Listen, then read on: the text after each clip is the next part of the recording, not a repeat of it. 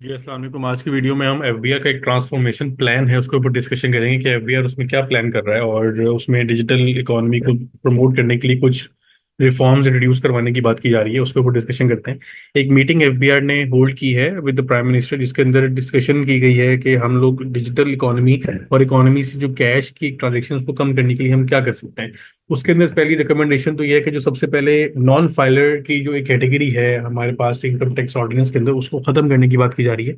पहले different different जो budgets introduce हुए पिछले कोई 8-10 सालों में, उसमें हर बजट में नॉन फाइलर के ऊपर टैक्स की जो परसेंटेज है उसको बढ़ा दिया जाता है। इस वजह से कि जो रिटर्न फाइल नहीं कर रहे उनको एज अ पेनल्टी ज्यादा टैक्स पे करने की जरूरत है। गवर्नमेंट का पर्सपेक्टिव ये था कि जो अगर हम टैक्स बढ़ाएंगे तो लोग टैक्स बचाने के लिए रिटर्न फाइल कर लेंगे तो वो टैक्स नेट में इजाफा होगा, लेकिन ऐसा नहीं हुआ।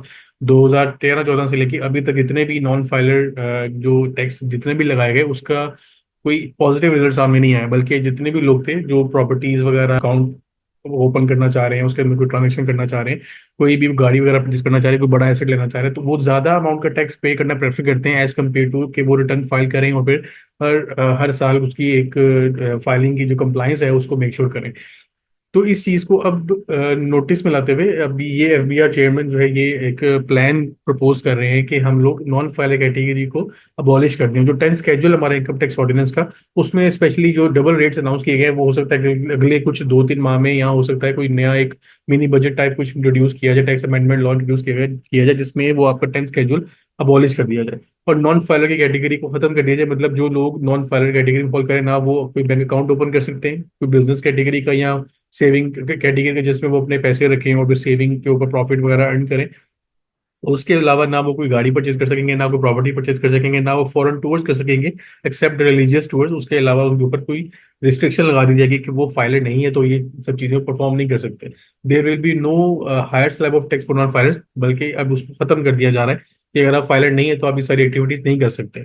इसके अलावा कुछ लिमिट्स भी इंट्रोड्यूस करवाने की बात की जा रही है कि हम लोग कैश जो ट्रांजेक्शन हैं, जैसे लोग चेक के थ्रू कैश विड्रॉ करते हैं और उसके ऊपर भी अपर लिमिट बैंक को बता दी जाएगी बाय द एफबीआर हर बंदे की इंडिविजुअली कि ये बंदा किस कैटेगरी की इनकम में फॉल करता है और इसके कितनी लिमिट है कि इतना पैसे निकलवा सकता है अपने अकाउंट से थ्रू कैश, चेक के थ्रू में थ्रू इन कैश फॉर्म।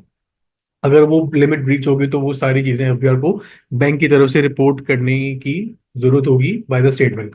अच्छा, अब ये सारी चीजों के अलावा इसमें कुछ गैप एनालिसिस भी किया गया कि जो लोग पाकिस्तान में नॉन फाइलर्स हैं वो मैक्सिमम फॉल करते हैं उन 1% लोगों में जो one of the richest people in the country हैं, और वो अराउंड 6 लाख प्लस के लोग हैं और तकरीबन 2,30,000 के करीब वो लोग हैं जो कि सिर्फ रिटर्न फाइल करते हैं और वो 1% कैटेगरी में फॉल कर रहे हैं। इसका मतलब ये है कि जो मिडिल क्लास बंदा है वो तकरीबन 94% तक का कंप्लायंस रेट है उसका रिटर्न फाइलिंग में, जबकि जो एक 1% हमारी एक अवाम वो है जो कि richest people in the country fall करते हैं। उन 1% में से सिर्फ 29% लोग ऐसे हैं जो रिटर्न फाइल करते हैं। तो यहाँ पे इस गैप को खत्म करने की बात भी एफबीआर कर रहा है। इसके अलावा कुछ जो टेक्सटाइल सेक्टर है, सीमेंट सेक्टर है, उसके अंदर भी कुछ गैप एनालिसिस एफबीआर ने किया है।